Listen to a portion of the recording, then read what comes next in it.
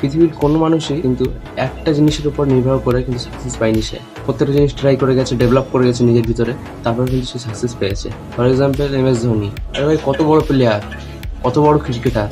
সে badminton খেলেছে, football খেলেছে, baseball পর্যন্ত খেলেছিল, তারপর ক্রিকেট খেলার পর সে কিন্তু সাকসেস পেয়েছে। সেই জন্য বলছি সবকিছু করে দেখা উচিত জীবনে। আরে ভাই, আমার নিজেরই দেখ, আমি কিন্তু সাকসেস পাইনি, কিন্তু আমি প্রথমে গেমিং ভিডিও করতাম।